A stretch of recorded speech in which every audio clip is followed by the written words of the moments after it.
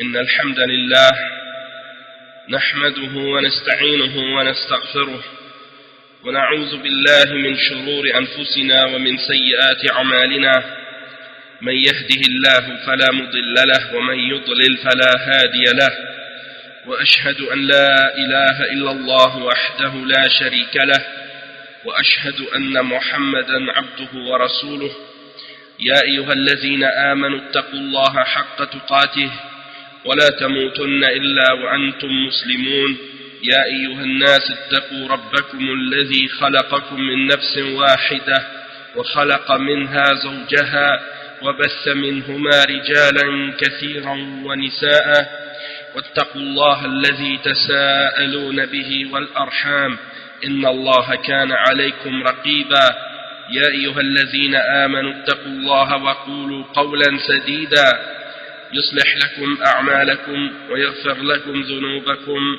ومن يطع الله ورسوله فقد فاز فوزا عظيما أما بعد إن خير الكلام كلام الله وخير الهدي هدي محمد صلى الله عليه وسلم وإن شر الأمور محدثاتها وكل محدثة بدعة وكل بدعة ضلالة وكل ضلالة في النار أما بعد.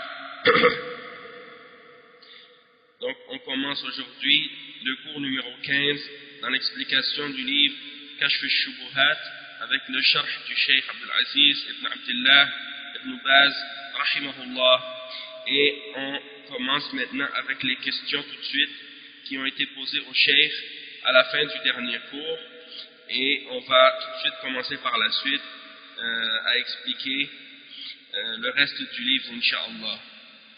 Donc la première question, بعض الناس يقول المعين لا يكفر. الجواب هذا من الجهل إذا أتى بمكفر يكفر. Quelqu'un a posé la question au cheikh à propos de que certaines personnes disent qu'on ne peut pas faire le takfir d'un individu en particulier, et le cheikh a répondu à ce sujet-là en disant que ça c'est de l'ignorance. Si la personne commet quelque chose qui est kufr, qui fait sortir de l'islam, alors dans ce cas-là, elle sera déclarée comme étant kafir, même si c'est un individu. Et bien entendu, ici, à ce sujet-là, il y a d'autres détails qu'il faut comprendre, parce que c'est une question qui a été posée comme ça, et le cheikh il répond, mais il y a d'autres endroits où le cheikh a élaboré beaucoup plus sur ce détail-là, et bien entendu qu'on peut faire le takfir d'une personne spécifique, une personne en particulier, mais bien entendu il y a des règles, il y a des conditions à respecter, et c'est pas n'importe qui peut le faire. Il faut que ce soit quelqu'un qui possède de la science et qui connaisse les règles et les principes de l'islam, hein? Donc et de toute façon aussi à notre niveau, c'est pas sur ça qu'il faut se concentrer, mais il faut se concentrer surtout sur le fait de comprendre notre religion, de connaître qu'est-ce qui est kufr, qu'est-ce qui n'est pas kufr, qu'est-ce qui est shirk, qu'est-ce qui n'est pas shirk, pour justement se protéger, se préserver soi-même en premier, pour savoir et pour connaître notre religion, et bien entendu aussi pour avertir les autres. Mais en ce qui concerne le takfir, c'est mieux de le laisser aux hommes de science, puisque c'est quelque chose qui est très dangereux. L'autre question qui a été posée ensuite au cheikh, إذا كره الشيء ولكن ما تحدث. الجواب ذلك بأنهم كرهوا ما أنزل الله فأحبط أعمالهم. من كره ما شرع الله حبط عمله. إذا كره الصلاة أو كره تحريم الزنا أو تحريم الخمر كذلك.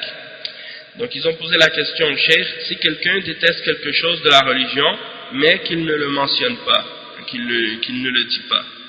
Donc le cheikh il répond en disant, en mentionnant le verset 9 dans Surat Muhammad sallallahu alayhi wa sallam, donc il dit le verset qui mentionne cela est parce qu'ils ont détesté ce que Allah a révélé, et Allah a donc rendu leurs œuvres vaines. Donc quiconque déteste quelque chose de ce que Allah a révélé dans la révélation, dans la sharia, alors ses œuvres sont annulées, ses œuvres sont vaines. Si quelqu'un déteste par exemple la salat, ou déteste l'interdiction de az-zina, ou déteste l'interdiction de l'alcool, donc c'est la même chose. Hein, ça rentre dans qu'est-ce qui est kufr, yani. Même si la personne ne le dit pas, si elle le déteste dans son cœur, eh bien elle rentre dans cette catégorie de ceux dont les œuvres sont annulées. Donc ça c'est un point très important aussi. C'est que c'est pas nécessaire que la personne dise, et ça fait partie de la catégorie de ceux qu'on appelle al-munafiqun, catégorie de ceux qu'on appelle les hypocrites. C'est-à-dire qu'ils ne montrent pas extérieurement leur haine de la charia ou de l'islam. Ils le gardent seulement dans leur cœur. Hein, et ils le disent seulement dans leur cœur. Donc ceux-là, c'est des munafiqin, c'est des hypocrites. Hein. Donc c'est pas nécessaire que quelqu'un quitte l'islam, qu'il le dise ouvertement. Hein. S'il le dit seulement dans son cœur, ou s'il rejette seulement des aspects de l'islam dans son cœur, eh bien il est considéré comme un kafir pour Allah subhanahu wa ta'ala, et il rentre dans la catégorie de ceux qu'on appelle les hypocrites, al-munafiqun, qui montrent leur islam et qui cachent leur mécréance. Et Allah subhanahu wa ta'ala il dit au sujet des munafiqun qu'ils seront dans le plus bas niveau de l'enfer, donc ils peuvent cacher leur mécréance des êtres humains, mais ils ne peuvent pas cacher leur mécréance d'Allah subhanahu wa ta'ala. Le cheikh il dit ensuite man kariha halq al-liha,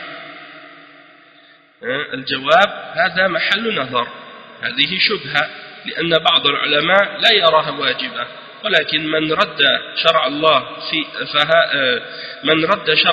فيها كفر لأن أقل الأحوال أنها سنة مؤكدة. Donc le cheikh il dit celui qui déteste la barbe,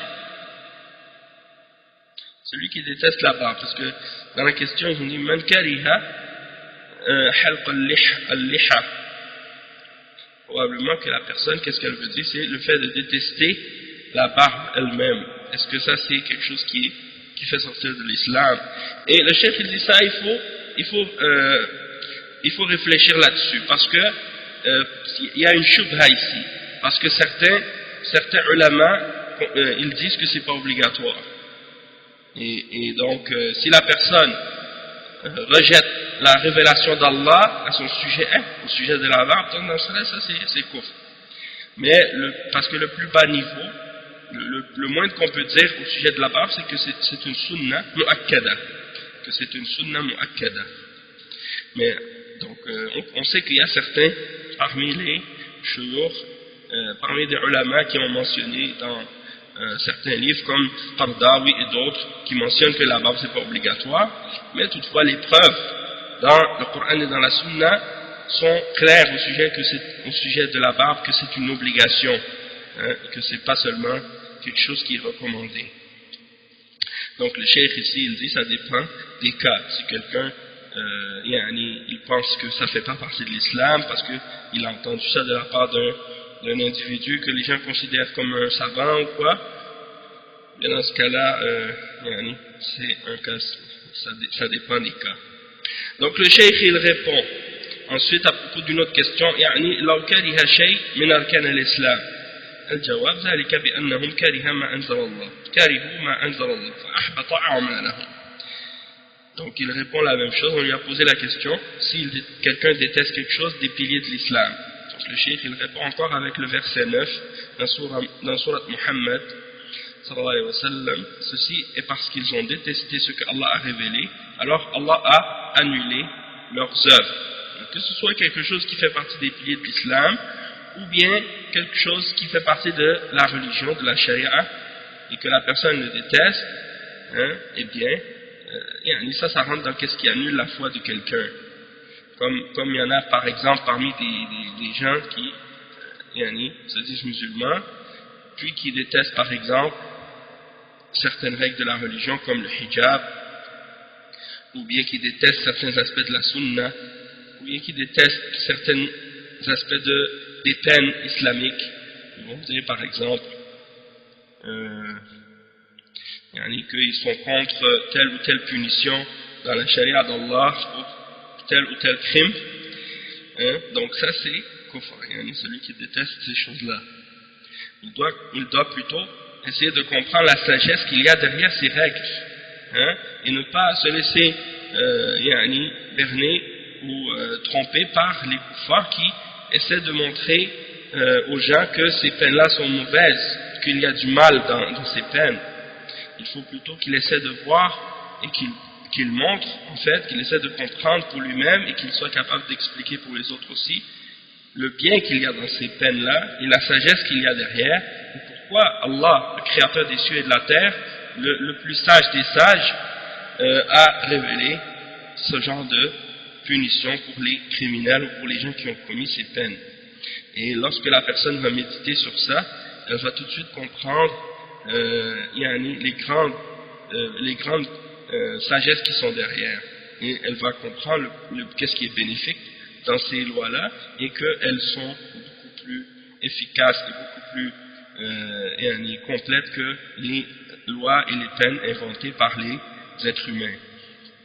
Ensuite, le cheikh il dit, on lui a posé une autre question, من يعتاد على بعض الكلمات التي مثل الذي يقول ما صدقت على الله وكلمة العجاز الكسلان يعلم الغيب. هذه الكلمات يا شيخ، الجواب ما صدقت على الله هذا أمر سهل، وهذه العادة عند بعض العامية معناه الشيء الذي ما يتيسر إلا إذا تعبت عليه، أي أني ما صدقت أني أحصل هذا الشيء. أما أن فلان يعلم الغيب هذا كفر. من قال إن أحدا يعلم الغيب فهو كافر مرتد بإجماع المسلمين. قل لا يعلم من في السماوات والأرض الغيب إلا الله. ما أحد يعلم الغيب إلا الله. الرسل ما يعلمون الغيب إلا ما علمهم الله. قل لا أقول لكم عندي خزائن الله ولا أعلم الغيب ولا أقول لكم إني ملك. Donc, la personne pose une question au cheikh en lui demandant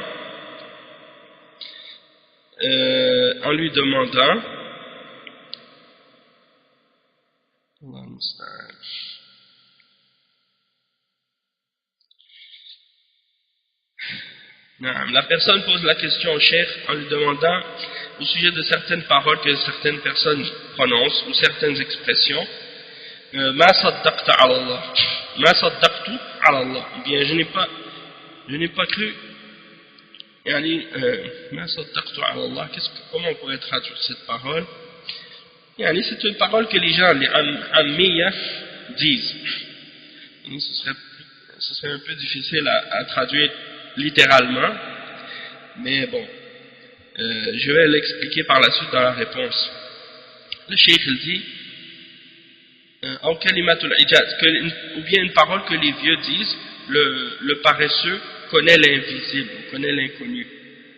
Est-ce que ces paroles-là sont correctes? Est-ce que c'est correct pour quelqu'un de dire ce genre de paroles? Et le cheikh il répond, en ce qui concerne la première parole, ma saddaqtu ala Allah, il dit ça c'est quelque chose qui est simple, c'est une habitude que certains, les gens du commun ont l'habitude de dire ça. Et qu'est-ce que cette parole signifie en réalité? Le cheikh il explique, il dit que c'est lorsque quelque chose n'a pas été possible d'être, c'est-à-dire lorsque quelque chose on n'a pas pu le faire facilement et qu'on l'a fait avec beaucoup de difficultés et qu'on s'est fatigué beaucoup pour le faire, lorsque cette chose-là se produit ou lorsqu'on arrive à le faire, c'est comme si tu ne crois pas que tu es arrivé à le faire. Donc les gens, quand ils font quelque chose qui est dans ce genre de catégorie de choses, ils disent « Ma saddaqtu ala Allah », comme si j'arrivais pas à y croire. C'est dans ce sens-là.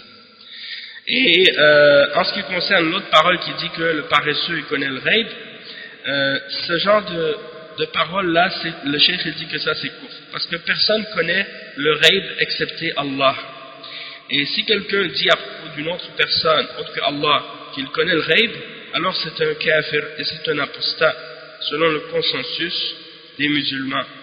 Allah subhanahu wa ta'ala, il dit dans le verset 65, dans Surat An-Naml, dit, personne dans les cieux et sur la terre ne connaît le ghaib, ne connaît l'invisible, excepté Allah. Donc personne ne connaît l'invisible excepté Allah, et même les messagers ne connaissent pas le ghaib. Ils savent uniquement du ghaib ce que Allah leur a enseigné.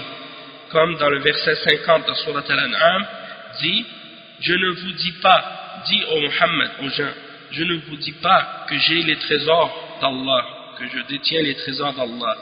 Et je ne vous dis pas que je connais l'invisible. Et je ne dis pas également que je suis un ange.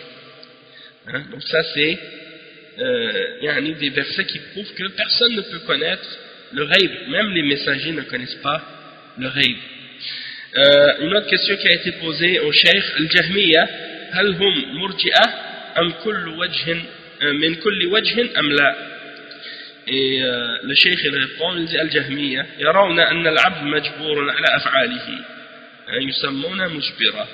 يرون العبد مجبور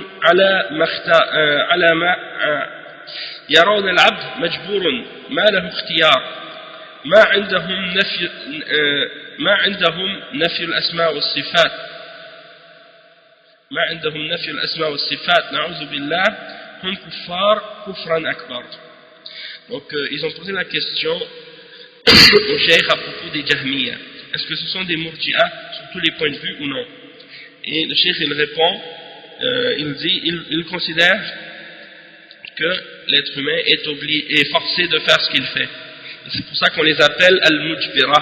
Hein? On les appelle Mujbira parce qu'ils pensent que l'être humain il est contraint de faire ce qu'il fait. On les appelle Mujbira ou bien Jabri. Hein? Et il considère que le serviteur est forcé de faire. Qu'est-ce qu'il fait? Il n'a pas de choix. Il n'a pas de liberté de choix. Et également, il nie les noms et les attributs d'Allah, na'udhu billah. Le Cheikh il dit ce sont des kuffars. Les Jahmiya sont des kuffars et leur mécréance est une mécréance majeure. Ensuite, la personne répète la question yushbihun al-murji'a fi shay? Est-ce qu'il ressemble au murji'a dans quelque chose? Et le Cheikh il répond, il dit قد يقال أنهم يشبهون لأنهم يقولون مجبور على ما عليه حساب ويلزم على قولهم أن الله ظالم له. Donc le Cheikh il répond, il dit peut-être qu'on peut dire d'un certain point de vue ils sont des yushabbihun, c'est-à-dire ils font du tashbih, ils font des ressemblances entre Allah et sa création parce qu'ils disent que l'être humain est forcé et qu'il ne sera pas jugé donc, puisqu'il n'a pas de choix, donc il ne sera pas jugé. Et ça implique qu'ils prétendent que Allah lui fait une injustice. Hein?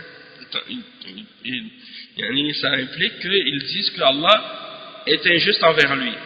Donc ça c'est d'une certaine façon une forme de tashbih, une forme de ressemblance entre Allah et sa créature, puisqu'ils attribuent à Allah l'injustice. Et ensuite, la personne repose la question yushbihuna al-murji'a bi qawlihim anna al-iman tasdiqun bil qalb indahum al-iman ma'rifa. Donc la personne repose la question est-ce que il ressemble au murji'a en disant que la foi c'est seulement le fait de croire avec le cœur ou de reconnaître que quelque chose est vrai par le cœur seulement. Donc ça c'est la parole d'une catégorie des murji'a. Et le cheikh il répond, il dit pour eux la foi c'est la connaissance. C'est-à-dire pour les Jahmiya, la foi c'est seulement la connaissance. Donc en fait c'est ça. Peut-être que le cheikh dans les premiers exemples, dans les premières questions au sujet des murji'a, il n'avait pas entendu comme il faut peut-être. C'est pour ça qu'il parlait de la question de Al-Jabriya, c'est-à-dire la question qui est reliée au Qadar. Puis c'est à la fin seulement qu'il a mentionné que la foi pour eux c'est Al-Ma'rifa. Donc peut-être qu'il n'avait pas bien entendu au tout début. Wallahu a'lam. Ensuite, donc maintenant, on commence tout de suite le texte de Kashf al-Shubuhat, là où on était arrivé la dernière fois. Et donc, on va On va lire donc le texte et on va lire le sharh tout de suite après. D'accord. Donc le cheikh il dit, Cheikh Mohammed ibn Abdul Wahhab il dit dans la suite de Kashf al-Shubuhat, وللمشركين شبهة أخرى يقولون إن النبي صلى الله عليه وسلم أنكر على أسامة قتل من قال لا إله إلا الله وقال أقتله بعدما أقتلته بعدما قال لا إله إلا الله وكذلك قوله أمرت أن أقاتل الناس حتى يقولوا لا إله إلا الله وأحاديث أخرى في هذا في الكف عمن قالها. ومراد هؤلاء الجهلة أن من قالها لا يكفر ولا يقتل ولو فعل ما فعل، فيقال لهؤلاء المشركين الجهال معلوم أن رسول الله صلى الله عليه وسلم قاتل اليهود وسباهم وهم يقولون لا إله إلا الله. أصحاب رسول الله صلى الله عليه وسلم قاتلوا بني حنيفة وهم يشهدون أن لا إله إلا الله وأن محمدا رسول الله ويصلون ويدعون الإسلام.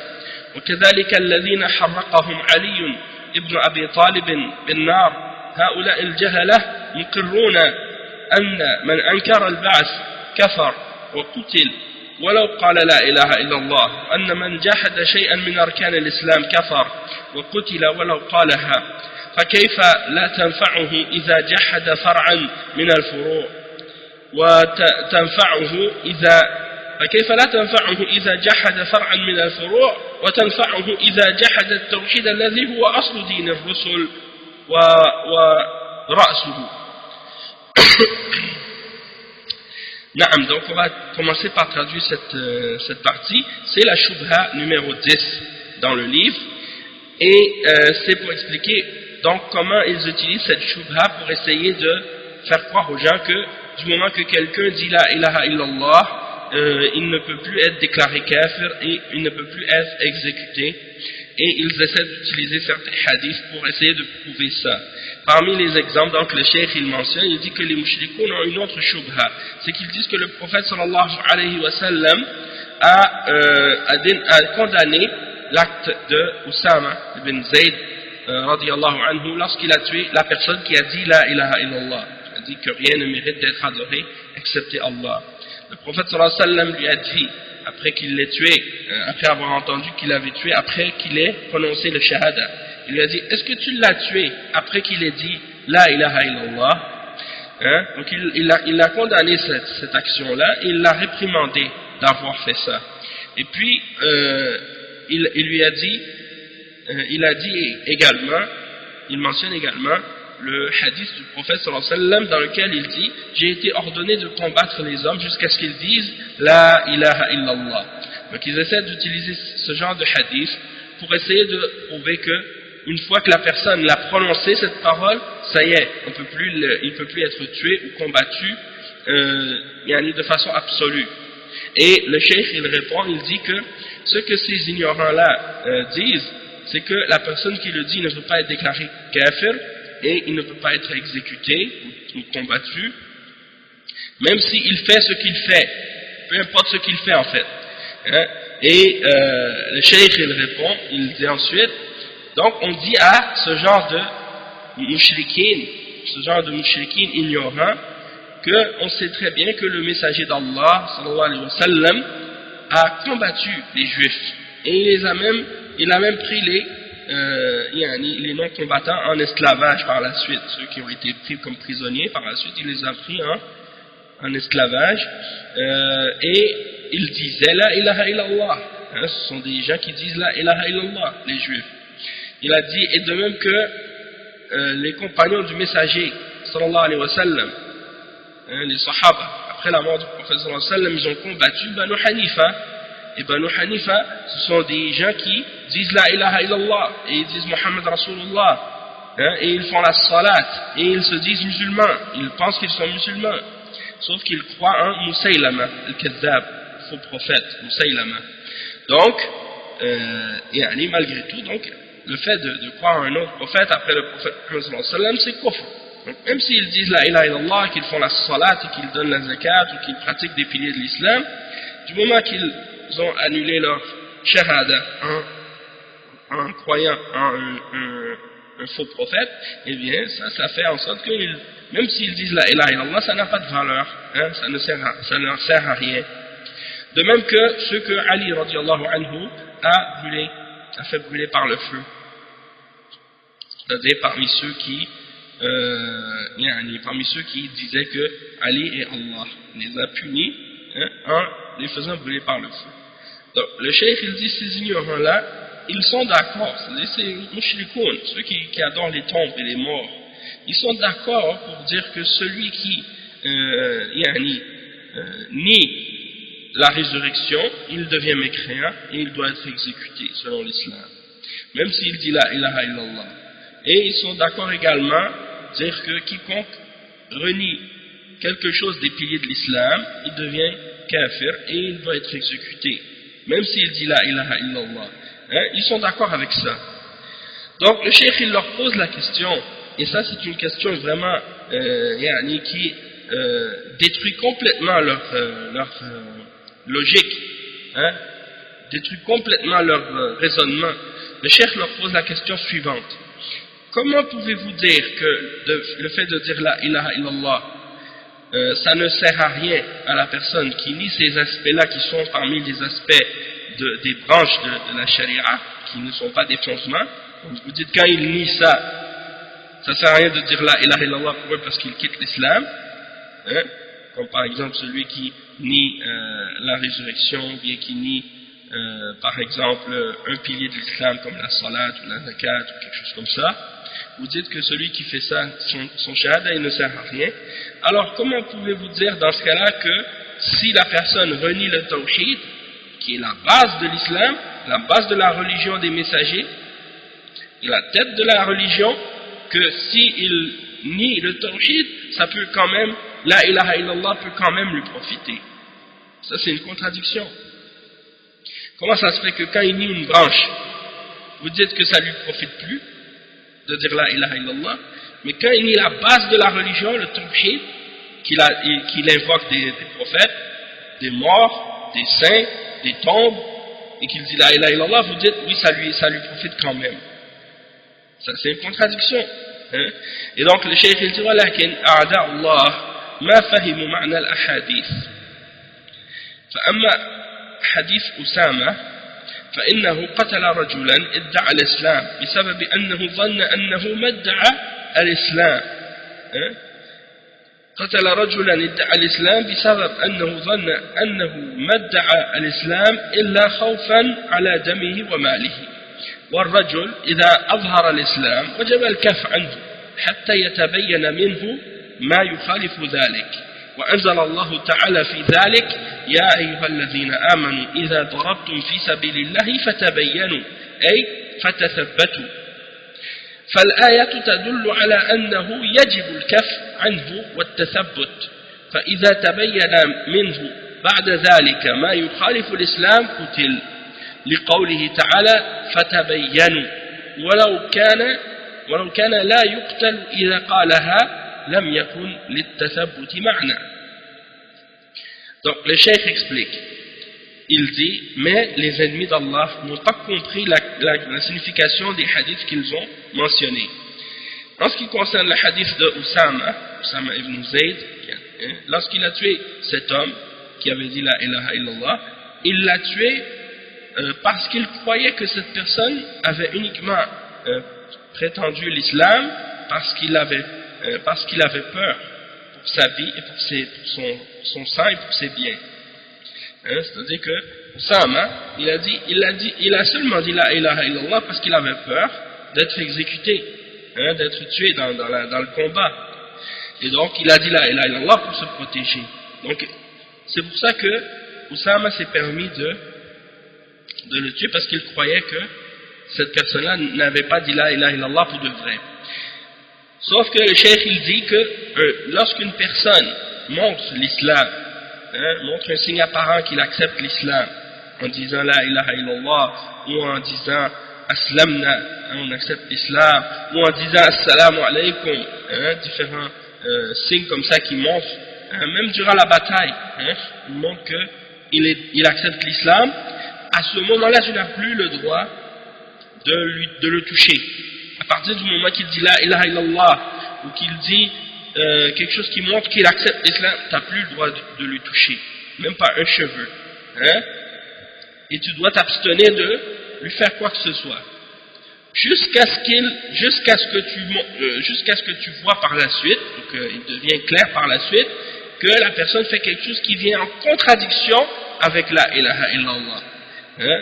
Et c'est pour ça que Allah subhanahu wa ta'ala a révélé le verset 94 dans Surat An-Nisa, dans lequel Allah subhanahu wa ta'ala dit: ô vous qui avez cru, lorsque vous partez dans le sentier d'Allah pour le combat, alors vérifiez, fatabayyanu, cherchez la clarification, cherchez la vérification, fatathabbatu, ça veut dire vérifier lorsque quelqu'un vous dit salam, ou vous dit qu'il est sur l'islam, ou des choses comme ça, eh bien il faut vous abstenir de le tuer ou de le frapper.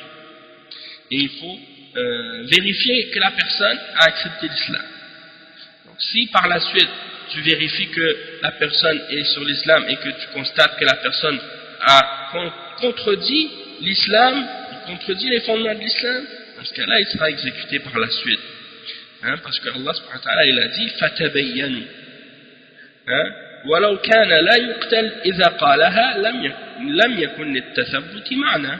Donc si une fois que la personne avait dit la ilaha illallah, qu'on devait le laisser de façon absolue, donc pourquoi Allah nous a dit dans ce cas-là vérifier, si la personne ne pouvait pas du tout être exécutée par la suite, Allah n'aurait pas dit vérifier, et donc le fait qu'il y ait la mention de vérifier, c'est pour montrer que la personne peut être exécutée, mais par la suite, lorsqu'on a vérifié que la personne est sur le tawhid ou non.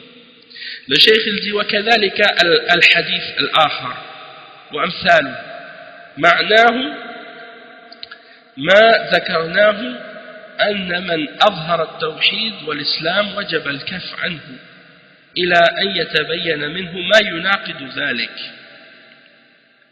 أي نعم. والدليل على هذا أن رسول الله صلى الله عليه وسلم قال: أقتلته بعدما قال لا إله إلا الله، وقال: أمرت أن أقاتل الناس حتى يقولوا لا إله إلا الله.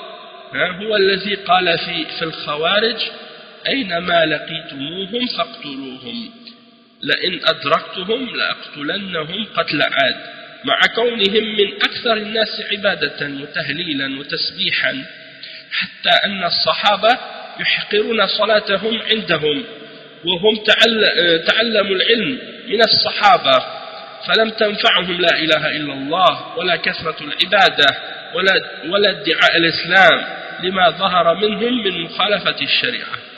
وكذلك donc le cheikh il dit ensuite en ce qui concerne l'autre hadith et les hadiths dans ce sens-là, la signification de ces hadiths-là, c'est ce qu'on a mentionné, que la personne qui montre le tawhid et l'islam, il est obligatoire pour nous de s'abstenir de lui jusqu'à ce qu'on ait vérifié que la personne ait commis quelque chose qui vient en opposition avec le tawhid et l'islam. Si là on vérifie par la suite et qu'on constate que la personne elle contredit le tawhid et l'islam, dans ce cas-là, eh bien là, dans ce cas-là on peut le combattre. Mais si la personne elle montre l'islam et qu'elle continue à rester sur l'islam par la suite, eh bien ça c'est la preuve que on n'a plus le droit de porter atteinte à cette personne. Le cheikh dit wa dalil ala hadha, donc la preuve de ça c'est que le messager d'Allah sallallahu alayhi wa sallam, lorsqu'il a dit est-ce que tu l'as tué après qu'il ait dit la ilaha illallah, lorsqu'il a posé la question à Zayd, et qu'il a dit umirtu j'ai été ordonné de combattre les hommes jusqu'à ce qu'ils disent la ilaha illallah, jusqu'à ce qu'ils disent que rien ne mérite d'être adoré excepté Allah. Yani, c'est qu'est-ce que le prophète sallallahu alayhi wa sallam a dit à propos des Khawarij. Là, peu importe où vous les trouvez, tuez-les. Peu importe où vous les trouvez, les Khawarij, tuez-les. Et si je les aurais rencontrés, je les aurais exterminés comme le peuple de Had. Et ça, c'est que malgré que les Khawarij sont des gens qui sont parmi les gens qui font le plus d'adoration, qui disent le plus la ilaha illallah et qui disent le plus subhanallah et différentes formes de glorification d'Allah, même que les Sahaba méprisaient leur propre prière par rapport à la prière des Khawarij. Quand ils voyaient les Khawarij faire la prière, faire la salat, ils se méprisaient eux-mêmes tellement que les Khawarij étaient extrémistes dans la prière. Ils disaient, ah, ces gens-là, ils prient énormément. Et pourtant, ils ont appris la science des Sahaba. Mais la ilaha illallah ne leur a pas servi, malgré la quantité d'adoration qu'ils faisaient et malgré qu'ils prétendaient être sur l'islam à cause de ce qu'ils ont montré comme opposition à la charia.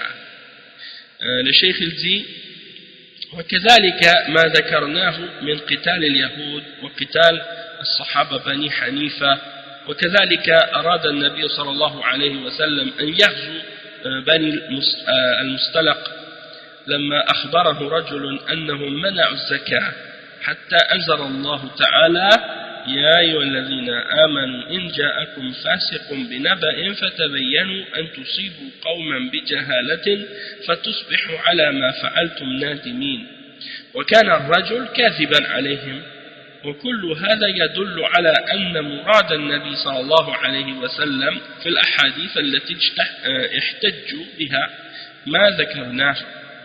Donc le cheikh il dit également ce qu'on a mentionné au sujet du combat contre les juifs, du combat des Sahaba contre Bani Hanifa, la tribu de Musaylama, al-Kadhab, le faux prophète.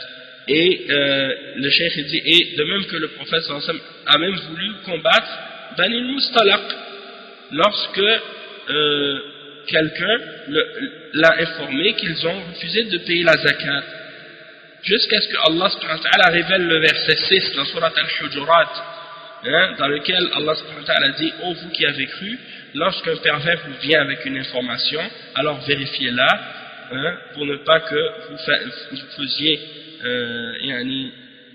du tort à un peuple par ignorance et que vous soyez par la suite pris de remords pour ce que vous avez fait. Donc, la personne qui avait informé le prophète sallallahu alayhi wa sallam au sujet de Bani al-Mustalaq, c'était un menteur. Et donc, il avait dit qu'ils avaient refusé de payer la zakat, alors que ce n'était pas vrai. Et donc, mais quand même, ça nous montre une chose. Ça nous montre que le prophète sallallahu alayhi wa sallam a voulu les combattre lorsqu'il a appris l'information. Et donc ça, c'est une preuve pour ceux qui viennent par la suite, parmi les musulmans qui refusent de payer la zakat. Et c'est pour ça que Abu Bakr al-Siddiq, radiyallahu anhu, par la suite, après la mort du prophète sallallahu alayhi wa sallam, il a combattu ceux qui ont refusé de payer la zakat. Et malgré que ce soit des gens qui disaient la ilaha illallah, donc tout ça c'est des preuves contre ce que ces gens-là prétendent, qui essaient de faire croire aux gens que ça suffit de dire la ilaha illallah et de le prononcer, même si par la suite tu fais du shirk, c'est pas grave. C'est de l'ignorance de la part de ces gens-là. Et ensuite il dit donc tout ce qu'on a mentionné, ça prouve que ce que le prophète sallallahu alayhi wa sallam a voulu dire, ça clarifie qu'est-ce que le prophète sallallahu alayhi wa sallam a voulu dire dans ces hadiths que ces gens-là ont mentionné comme argument pour essayer de justifier leur position. Maintenant on va lire les paroles de Cheikh Abdul Aziz ibn Baz au sujet de ces exemples-là qu'on a lus, pour essayer d'avoir un peu plus de compréhension sur ces différents points. Donc le Cheikh bin Baz il dit Alhamdulillah wa sallallahu wa sallam ala rasulillah wa ala alihi wa ashabihi wa man ihtada bihudahu amma ba'd. فهذه المسألة مسألة مهمة عظيمة أوضحها المؤلف رحمه الله وهي تعلق المشركين بالأحاديث المطلقة العامة في الأمر بالكف عمن قال لا إله إلا الله وظن أن من قالها لا يكفر ولو فعل ما فعله، وبعضهم ظن أنه يكفر بأشياء دون الشرك لجهلهم بقوله صلى الله عليه وسلم لأسامة قتلته بعدما قال لا إله إلا الله، وقوله أمرت أن أقاتل الناس حتى يقولوا لا إله إلا الله فإذا قالوها عصموا مني دماءهم وأموالهم إلا بحقها، دليل على ما درج عليه المؤلف والصحابة وغيرهم كقتال المرتدين. والمعنى أن ذاك ومعنى من ذاك أن من أظهر التوحيد والإسلام كف عنه حتى يعلم منه ما يخالف ذلك. Donc on va traduire cette partie. Donc le cheikh il commence en disant que la louange appartient à Allah tout entière, et paix et salut sur le prophète Mohammed sallallahu alayhi wa sallam et sur sa famille et ses compagnons et toute personne qui a suivi sa guidance. Ensuite, cette question, c'est une grande question, une question très importante que l'auteur, le cheikh Mohammed ibn Abdul Wahhab rahimahullah, a expliqué et clarifié. Et c'est en fait les hadiths qui sont générales, et les hadiths qui sont générales et sur lesquels les mushrikoun, les adorateurs des tombeaux et des saints, s'accrochent aujourd'hui pour essayer de faire croire aux gens que du moment qu'une personne a dit la ilaha illallah, eh bien elle ne peut plus faire de kufr, et elle ne peut plus rejeter l'islam, sortir de l'islam, peu importe ce qu'elle dit, peu importe ce qu'elle fait. Comme si le fait d'avoir dit la ilaha illallah, eh bien c'est comme une sorte de immunité que la personne peut faire qu'est-ce qu'elle veut et dire ce qu'elle veut par la suite, même si c'est en opposition avec les fondements du tawhid, pour eux c'est pas grave. Même si elle adore les morts, les saints, les tombes, qu'elle fait le shirk, ça dérange pas. Donc ça c'est une fausse compréhension. Et le cheikh il dit, certains ont pensé qu'une personne peut renier la foi et sortir de l'islam pour des choses qui sont moindres que le shirk à cause de leur ignorance. Et ils pensent que pour le shirk, si la personne commet le shirk, eh bien elle ne peut pas sortir. Mais si elle rejette des choses qui sont moindres que le shirk, ou elle fait des choses qui sont moindres que le shirk dans la religion, là elle quitte l'islam. Comme l'exemple qu'on a mentionné tout à l'heure, du fait qu'ils vont dire si quelqu'un renie un des piliers de l'islam autre que la ilaha illallah, là il peut sortir de l'islam. Mais s'il contredit la ilaha illallah, là il ne sort pas de l'islam. Ça c'est de l'ignorance. Et le cheikh il dit, la raison pourquoi ils ont eu cette idée-là, ou ils pensent de cette façon, c'est parce qu'ils ont mal compris les hadiths qu'ils ont mentionnés. Comme le hadith dans lequel le prophète sallallahu alayhi wa sallam a dit à Usama ibn Zayd, est-ce que tu l'as tué après qu'il ait dit la ilaha illallah, ou bien le hadith qui dit, j'ai été ordonné de combattre les gens ou les hommes jusqu'à ce qu'ils disent la ilaha illallah. Puis une fois qu'ils l'ont dit, ils seront protégés contre moi dans leur sang et leurs biens, excepté pour un de ces droits. Et donc, ils se basent sur ce genre de hadith. Mais ils n'ont pas compris ce hadith-là de la manière dont les sahaba l'ont compris, ni de même qu'ils n'ont pas compris le hadith de la même manière que l'auteur aussi, le cheikh Mohammed ibn Abdul Wahhab, l'a expliqué, malheureusement, et d'autres également. Qui, par exemple, on voit que les sahaba, ils ont combattu les apostats, et d'autres parmi les gens qui ont fait des oppositions à la charia, ils ont même combattu des juifs et d'autres. Donc c'est la preuve qu'ils ont mal compris, les mouchrikoun aujourd'hui qui adorent les tombes, ils ont mal compris ces hadiths. Et le cheikh il dit que la signification de ça, la signification de ces hadiths-là qu'on vient de lire, celui qui mentionne que, les hadiths qui mentionnent que une fois que la personne a dit la ilaha illallah, on n'a plus le droit de le tuer, ou bien que il est protégé dans ses biens et dans son sang. Le cheikh explique que ça veut dire que la personne qui montre son appartenance à l'islam, son acceptation du tawhid, on doit s'abstenir de lui porter atteinte ou de lui toucher jusqu'à ce qu'on sache que la personne n'a pas contredit rien qui a rapport avec ça. Donc, du moment que la personne contredit, alors par la suite, c'est comme si elle sort de l'islam. Même si au début elle a dit la ilaha illallah, nous on doit prendre le temps pour l'observer, pour voir la personne, est-ce qu'elle a vraiment cru en l'islam et le tawhid. Donc on n'a pas le droit de la toucher par la suite. Mais si on voit par la suite que la personne est encore dans le shirk et qu'elle pratique le shirk ou dit du kufr, et là c'est autre chose, son verdict change par la suite. Et donc c'est pour ça que le cheikh dit celui que Oussama ibn Zayd radiallahu anhu a tué en croyant qu'il avait prononcé la ilaha illallah pour se protéger, ou bien par la peur de son arme ou de son épée, et puis qu'il l'a tué par la suite, le prophète sallallahu alayhi wa sallam lui a dit que il a considéré que ce qu'il avait fait c'était une erreur, et puis il lui a expliqué que qu'est-ce qui est obligatoire, c'est de s'abstenir de toucher à la personne qui dit la ilaha illallah jusqu'à ce qu'on observe la personne et qu'on analyse sa situation.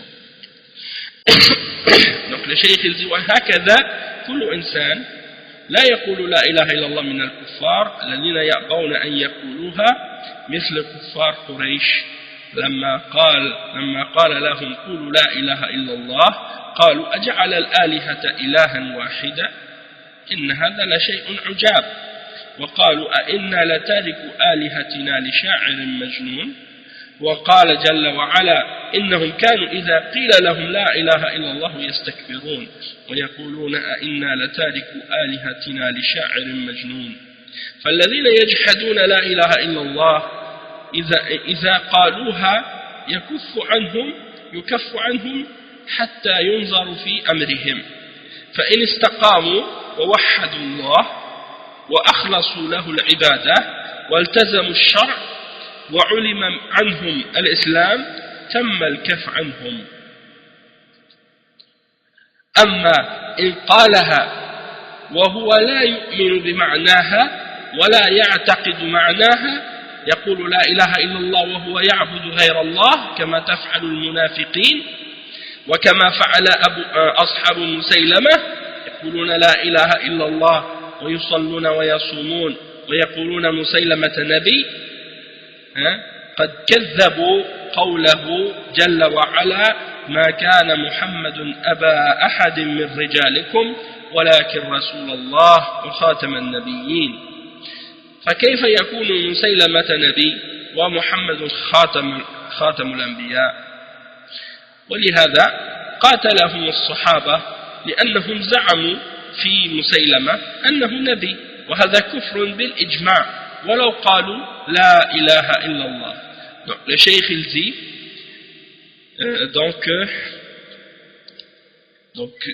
celui que Oussama a combattu, il pensait qu'il avait dit la ilaha illallah seulement pour se protéger ou par crainte de son épée. Alors il l'a tué. Le prophète sallallahu lui a montré ou lui a dit que ce qu'il avait fait c'était une erreur, et il lui a clarifié qu'il est obligatoire de s'abstenir de la personne qui dit la ilaha illallah jusqu'à ce qu'on l'observe et qu'on vérifie sa situation. Et de même que toute personne qui dit la ilaha illallah parmi les kuffars qui refusent, ceux qui refusent de le dire, comme les kuffars de Quraysh par exemple, lorsque on leur disait dites la ilaha illallah, eh bien Allah a mentionné leurs paroles dans le Coran, comme le verset 5 surat Sad, أجعل الآلهة إلها واحدة إن هذا لشيء عجاب. Est-ce qu'il veut faire de toutes les divinités une divinité unique? Cela est certes une chose étonnante. Et le verset 36 dans surat As-Saffat, quand il disait allons-nous abandonner nos divinités pour un poète fou? Et le verset 35 et 36 dans surat As-Saffat, et lorsqu'on leur disait dites rien ne mérite d'être adoré excepté Allah, il s'enflait d'orgueil et il disait allons-nous abandonner nos divinités pour un poète fou?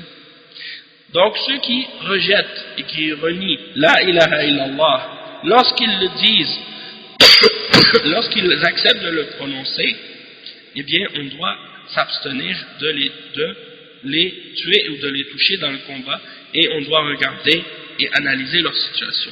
Si ils restent droits et qu'ils unifient Allah, et qu'ils restent purs et sincères dans leur adoration, c'est-à-dire qu'ils purifient leur adoration et qu'ils adorent Allah seul, et qu'ils restent accrochés à la charia d'Allah, alors dans ce cas-là, lorsqu'on a vu qu'ils sont sur l'islam sincèrement et clairement, dans ce cas-là, c'est obligatoire de s'abstenir de leur faire quoi que ce soit de mal dans ce cas-là. Mais si ce sont des gens qui le disent, qui disent la ilaha illallah, mais ils ne font que le dire avec la bouche, sans croire à sa signification, sans croire à qu'est-ce que ça signifie, ils font juste dire rien ne mérite d'être adoré excepté Allah, comme si c'est juste une parole, et ils continuent par la suite à adorer d'autres que Allah, ils continuent par la suite à adorer d'autres que Allah, comme le font les hypocrites, comme le font également les compagnons de Musaylama, ceux qui disent par exemple la ilaha illallah et qui font la salat et qui font le jeûne du Ramadan aussi, et qui en plus de ça disent que Musaylama est un prophète. Le cheikh il dit ceux-là ils ont démenti la parole d'Allah.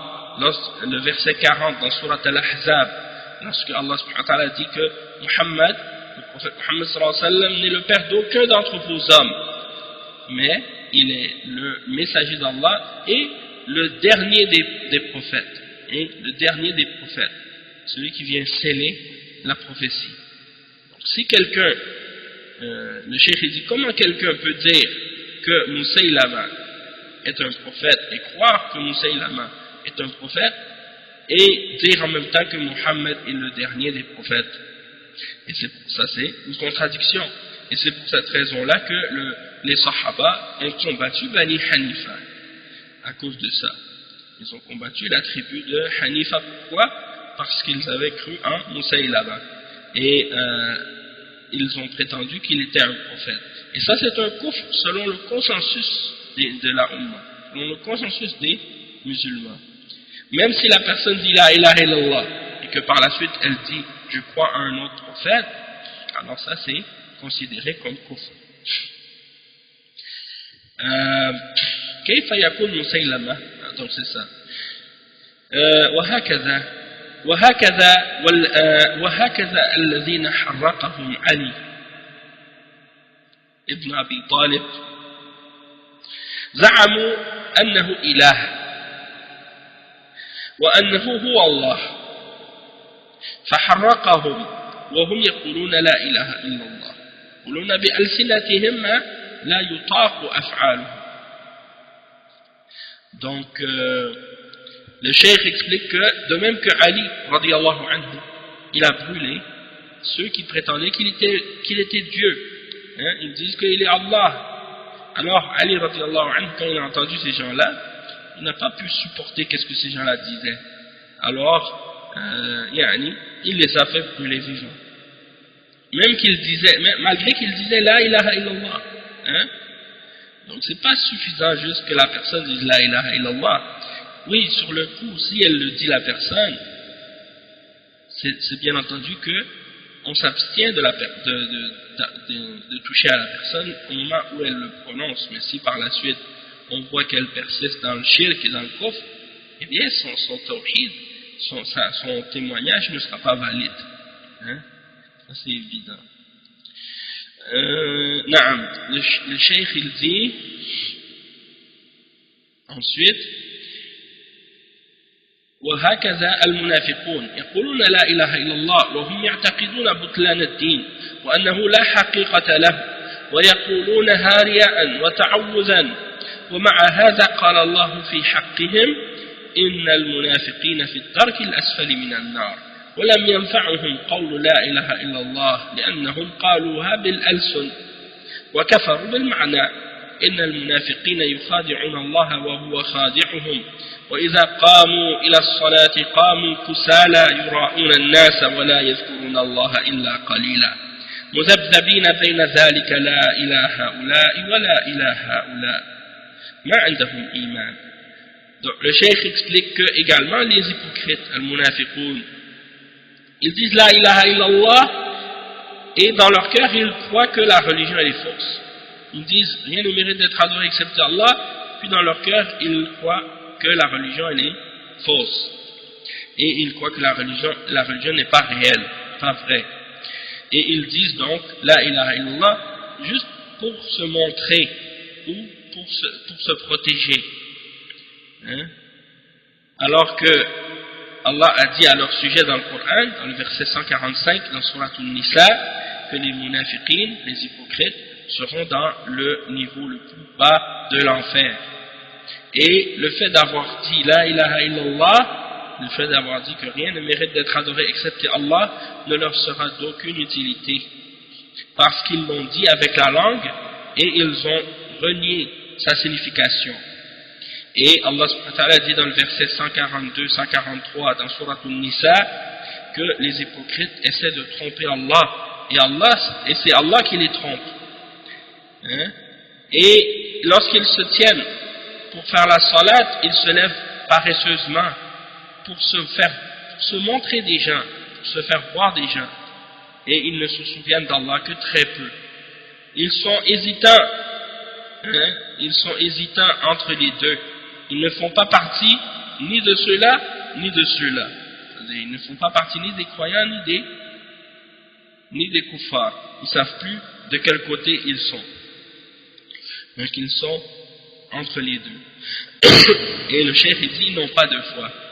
Le cheikh dit, فَهَكَذَا كُلُّ إِنسَانٍ يقول لا إله إلا الله ويشهد أن لا إله إلا الله وهو يعبد غير الله أو ينكر البعث والنشور أو ينكر وجوب الصلاة ويستحل الزنا ويستحل الخمر يكفر بذلك عند جميع المسلمين ولو قالوا لا إله إلا الله. ولهذا عقد العلماء في كل مذهب باب حكم المرتد وهو الذي يكفر بعد إسلامه الذي يأتي بناقض من نواقض الإسلام فيكفر بذلك وإن قال لا إله إلا الله. فلو كان يقول لا إله إلا الله يصلي ويصوم ولكن يقول الزنا حلال من شاء زنى فلا بأس كفر عند الجميع جميع أهل العلم أو قال إن الخمر حلال كفر عند الجميع جميع أهل العلم. فالواجب اليقظة والانتباه والتبصر والفقه في الدين. نعم. Donc le cheikh il dit que de même que toute personne qui dit la ilaha illallah, il témoigne que rien ne mérite d'être adoré excepté Allah, puis par la suite il adore autre que Allah, ou il nie la résurrection et le rassemblement au jour de la résurrection, ou il nie l'obligation de la salat, ou il rend halal la fornication et l'adultère, ou bien il rend halal, il déclare halal l'alcool, eh bien pour ces choses-là il devient mécréant, il quitte la foi selon tous les musulmans. Il n'y a pas de divergence là-dessus, même s'il dit que rien ne mérite d'être adoré excepté Allah, même s'il dit la ilaha illallah. Et c'est pour cette raison que les savants de l'islam, tous les madhahib de l'islam, dans toutes les écoles de fiqh, ils ont dans leur livre un chapitre qui s'intitule le chapitre au sujet du verdict de l'apostat, au sujet de l'apostat. Et l'apostat est défini comme étant la personne qui rejette la foi après avoir été musulman, après avoir accepté l'islam. Et c'est celui qui oppose l'islam ou qui pratique quelque chose qui vient annuler son islam. Donc il devient mécréant pour avoir annuler un des aspects des fondements de l'islam, même s'il a dit la ilaha illallah, même s'il a dit la ilaha illallah par la suite. Donc, même si une personne, elle dit la ilaha illallah, elle fait la salat, elle fait le jeûne, mais que par la suite elle dit que de faire la fornication ou l'adultère c'est halal, et que celui qui désire faire la fornication ou l'adultère, il n'y a pas de problème, il a le droit. Celui qui dit ça, il est kafir, selon tous les savants, tous les hommes de science, ils sont tous d'accord sur ça. Il n'y a pas de divergence parmi eux sur ça. Ou de même que la personne qui déclare que l'alcool est halal, et qui dit oui, l'alcool c'est permis, celui qui veut boire de l'alcool, il a le droit. Celui qui dit ça, il est kafir, selon tous les hommes de science. Il n'y a pas de divergence entre eux sur ça. Donc le cheikh il dit qu'il est obligatoire d'être réveillé, de faire attention, d'avoir de la compréhension et de la science de la religion pour bien comprendre les choses. Ensuite il dit Al-Muslim yartaddu idha ata binaqidin min nawaqid al-Islam walau ata bil-baqiyya fa idha kana ya'budu al-badawi wa ya'budu al-nabi sallallahu alayhi wa sallam aw ya'budu Zaynab aw ya'budu al-Hasan aw ya'budu al-Husayn aw ya'budu Ali ya'buduhum wa yastaghithu bihim kafara ولم ينفعهم قول لا إله إلا الله وهكذا إذا جعل الملائكة أو الجن واستغاث بهم كفر ولو قال لا إله إلا الله وهكذا إذا دعا الأشجار والأحجار أو الأصنام كما تفعل قريش مع العزى واللات ومنات. الواجب على المسلم أن يتبصر أن يكون على بينة في دينه، فالمشرك مشرك وإن قال لا إله إلا الله والكافر كافر وإن قال لا إله إلا الله حتى يؤمن بمعناها وحتى يؤدي حقها. Donc le cheikh il dit que le musulman il peut apostasier, hein, lorsqu'il peut quitter l'islam, lorsqu'il fait par exemple quelque chose qui vient en annuler son islam, un des nawaqid parmi les nawaqid de l'islam, même s'il en fait juste un naqid, c'est pas nécessaire que la personne ramène toutes les annulatifs de l'islam ensemble. Même s'il en fait juste un et qu'il pratique tout le reste, eh bien, il apostasie, il a quitté l'islam dans ce cas-là. Si quelqu'un, par exemple, il adore un homme qui s'appelle Al-Badawi, que les gens en Égypte adorent en dehors d'Allah, hein, il a une tombe, il a une mausolée qui a été construite sur sa tombe dans une ville en Égypte qui s'appelle Tanta. Et les gens ils vont là-bas par milliers chaque année pour faire des pèlerinages à cette tombe. Et ils l'adorent en dehors d'Allah. Donc ça c'est du shirk. Hein. Donc il y a des gens qui adorent cette personne, Al-Badawi. Et il y en a d'autres qui adorent le prophète Mohammed sallallahu alayhi wa sallam. Hein. Et ils lui font des invocations, ils lui demandent, hein, en dehors d'Allah, des choses comme ça, alors qu'il est mort et enterré dans sa tombe. Donc celui qui adore le prophète Mohammed sallallahu alayhi wa sallam, il est mushrik, il est kafir, hein, il n'est pas musulman. Ou bien celui qui adore celle qu'ils appellent la sainte Zaynab, hein, il l'adore en dehors d'Allah. Elle a une mausolée elle aussi en Égypte et beaucoup de gens l'adorent en dehors d'Allah.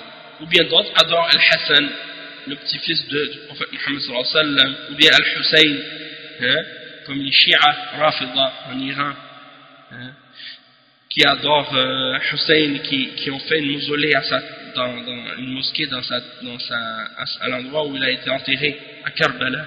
Et ils prennent même la terre de cet endroit-là pour faire des pierres, pour mettre par terre lorsqu'ils prient, et ils se prosternent dessus. Hein, ils pensent que c'est une terre sainte. Hein, Allah al-Musta'an. Donc tout ça c'est des exemples de shirk que ces gens-là font. Ou bien celui qui adore Ali, radiyallahu anhu, la même chose. Hein, ou ceux qui les appellent au secours dans les moments de détresse, alors qu'ils sont morts, enterrés dans leur tombe depuis des siècles, hein, ils ne peuvent même pas s'aider eux-mêmes, alors comment pourraient-ils aider les autres, hein, d'autres êtres humains? Donc celui qui les adore en dehors d'Allah et qui les appelle à l'aide et qui laisse Allah subhanahu wa ta'ala hein, au lieu d'adorer Allah et de demander l'aide d'Allah, il demande l'aide des créatures faibles et mortes, enterrées, celui-là il a rejeté la foi en l'islam. Et le fait de dire la ilaha illallah n'a aucune signification en réalité pour ces gens-là. Il ne sera pas profitable. De même que la personne qui a pris les anges comme divinité en dehors d'Allah, qui les invoque, ou qui cherche qui appelle au secours les djinns pour venir à leur aide, eh bien ceux-là ils ont rejeté la foi, même s'ils disent la ilaha illallah. Ou ceux qui adorent ou qui invoquent les arbres, les pierres, les idoles comme le faisaient les gens de Quraysh avec Al-Uzza et Al-Lat et Manat et ainsi de suite, et toutes les autres divinités qu'ils avaient. Donc ça c'est tous des exemples de shirk et de kufr. Le cheikh il dit Al-wajib ala al-muslim an yatabassar wa an yakuna ala bayyinatin fi dinihi. Donc le musulman c'est obligatoire pour lui d'avoir une bonne compréhension, une bonne connaissance de sa religion, pour qu'il puisse pratiquer sa religion avec preuve et avec compréhension. Il ne faut pas juste faire des choses parce que les gens ils le font et lui il les a vus faire et il le suit. Il les imite comme les singes imitent les gens. Des fois les singes, tu fais quelque chose devant le singe il le répète. Le musulman il ne doit pas faire ça, il ne doit pas être comme un singe dans sa religion ou comme un perroquet. Il répète qu'est-ce que les gens ont dit parce que les gens l'ont dit. Et surtout les convertis aussi, surtout les nouveaux pratiquants, ceux qui n'ont pas pratiqué l'islam durant leur vie et qui commencent à pratiquer tout d'un coup, même s'ils sont nés dans une famille musulmane. Souvent, ils commencent à pratiquer l'islam en imitant qu'est-ce que ceux qui sont pratiquants dans leur famille font. Ou bien quelqu'un qui n'était pas musulman, qui devient musulman, eh bien, il commence à pratiquer l'islam en se basant sur ce que ils voient les gens faire dans la mosquée où ils ont accepté l'islam. C'est pas ça la référence pour comprendre l'islam. La référence pour comprendre l'islam, c'est de retourner aux références de l'islam, c'est-à-dire au Coran et à la Sunna, et de retourner aux ulama de l'islam qui suivent le Coran et la Sunna selon la compréhension des compagnons du prophète sallallahu alayhi wa sallam et des sahaba et des tabi'in et de ceux qui les ont suivis par la suite. Donc, celui qui prend sa religion des sources et des références, c'est lui qui arrive à avoir une bonne compréhension de sa religion. Il commence par l'étude du tawhid et des bases de l'islam et de la sunna et ainsi de suite, et il évolue comme ça dans sa religion avec une base solide et avec une compréhension ferme, et une connaissance correcte, tandis que celui qui va un peu partout comme ça, il prend de n'importe qui et il n'étudie pas les bases en premier, eh bien il finit par avoir une religion qui est complètement confuse, mélangée, et il ne sait plus où est la vérité et le faux, et il mélange tout. Donc ça c'est dangereux. Et donc le cheikh il dit le musulman il doit pratiquer sa religion avec preuve, et il faut savoir qu'un mouchrik c'est un mouchrik, même si le mouchrik dit la ilaha illallah, ça reste un mouchrik tant qu'il n'a pas dit cette parole là avec compréhension et qu'il l'a appliquée par la suite. Il a agi selon sa signification. C'est pas suffisant juste de prononcer la parole. Ou bien il dit aussi le cheikh que le kafir il est kafir, même si le kafir dit la ilaha illallah, s'il reste sur le kufr, ça ne sera pas bénéfique pour lui, jusqu'à ce qu'il croit en la signification de la ilaha illallah et qu'il l'applique et qu'il lui donne son droit, et qu'il donne à cette parole-là son droit et qu'il l'applique. Et le cheikh il dit ensuite قال كما قال صلى الله عليه وسلم أمرت أن أقاتل الناس حتى يقولوا لا إله إلا الله فإذا قالوها عصموا مني دماءهم إلا بحقها وفي اللفظ الآخر من حديث ابن عمر إلا بحق الإسلام وحسابهم على الله. فلا بد من حق الإسلام وحق لا إله إلا الله وهو الالتزام بدين الله والحذر فيما يسبب الشرك أو يسبب تكذيب الله ورسوله. فلو أن إنسانا يفعل كل عبادة ويعتقد كل ما أوجب الله ولكن يقول ما فيه بعث ولا نشور كفر عند الجميع، ولو أنه صلى ولو أنه يصلي ويصوم ويظن أنه ليس بمشرك ولو أنه أعبد الناس إذا قال أنه لا بعث ولا نشور ولا جنة ولا نار كفر عند الجميع.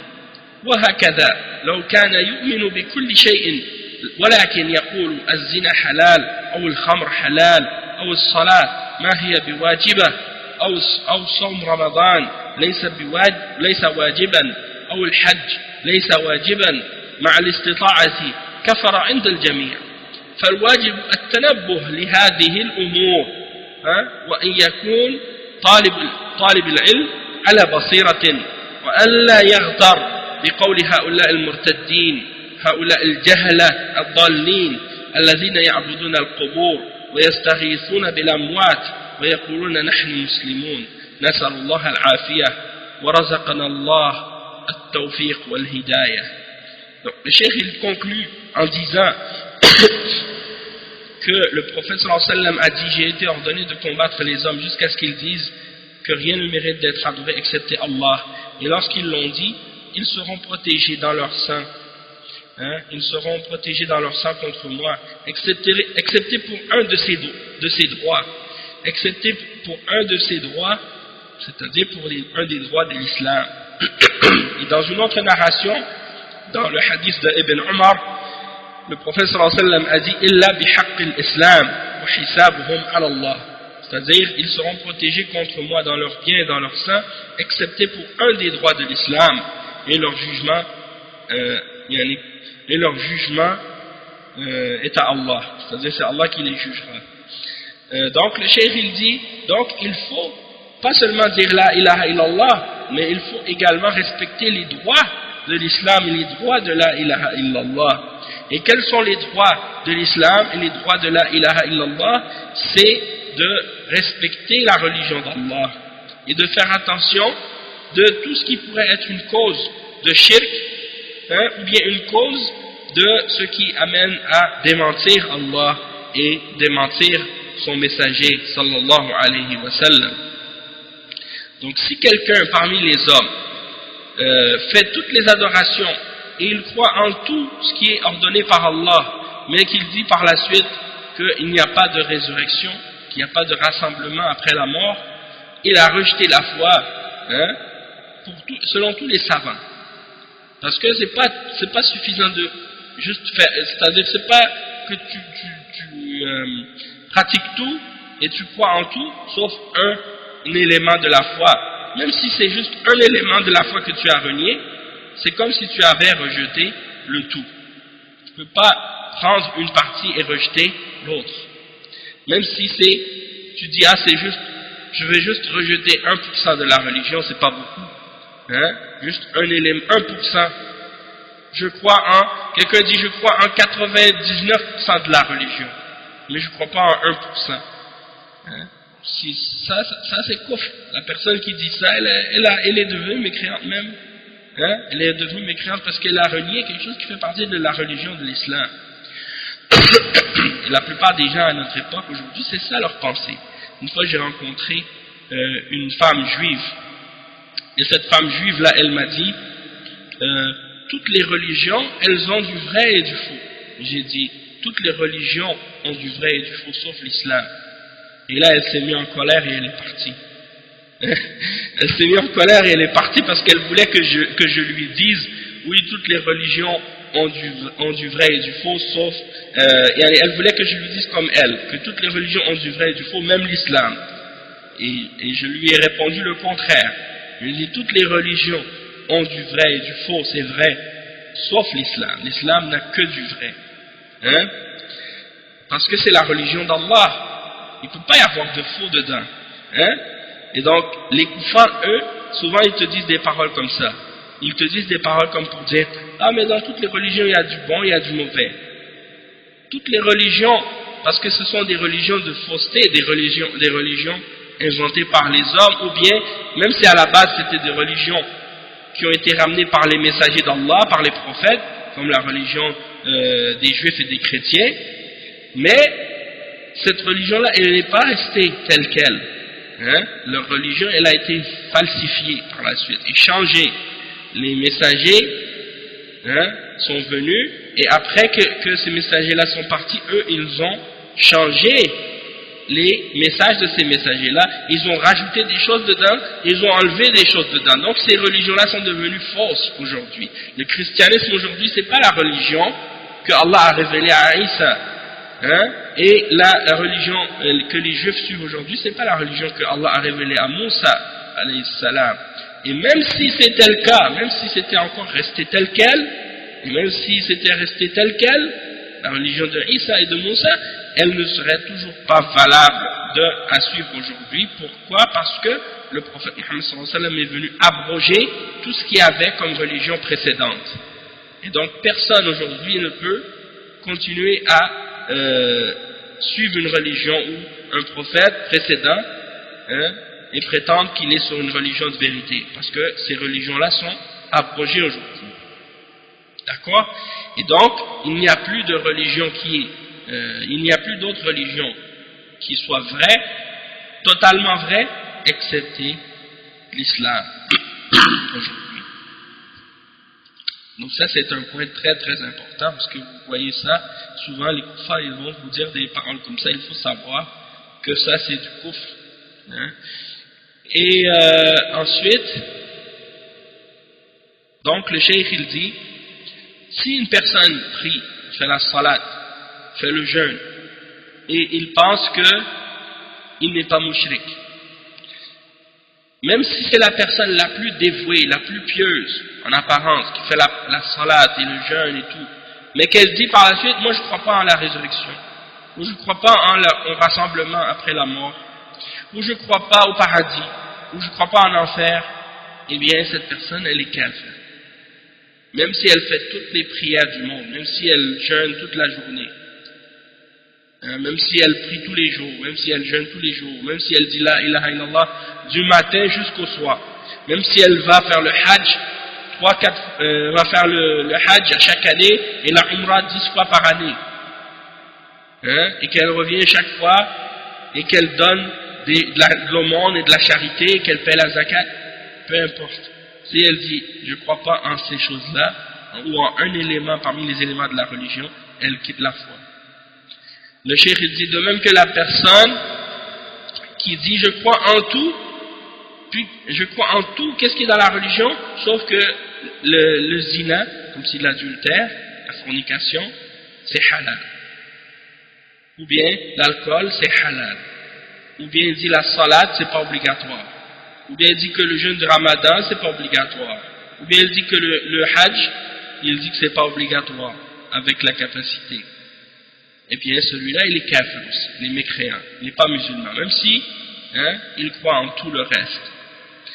Donc le cheikh, il dit que c'est obligatoire donc de faire attention à ces choses-là, et que la personne qui cherche la science avec les preuves et la compréhension. Et qu'elle ne se laisse pas tromper par ces apostats et par ces ignorants égarés, qui adorent les tombes, qui cherchent, qui appellent au secours les morts, et qui prétendent être musulmans, et qui disent nous sommes musulmans. Donc ça c'est la fin de l'explication de Cheikh Abdul Aziz ibn Baz au sujet de ces questions-là. On va lire quelques questions qui ont été posées à la suite de ce cours, puis on va s'arrêter à la suite de ça, Inch'Allah. Donc la première question, ما حكم من قال في دعائه يا حبيبي ويريد الله وقول يا مسهل وقول يا هادي يا دليل؟ الجواب ما فيها شيء، هو أحب حبيب سبحانه وتعالى، ولكن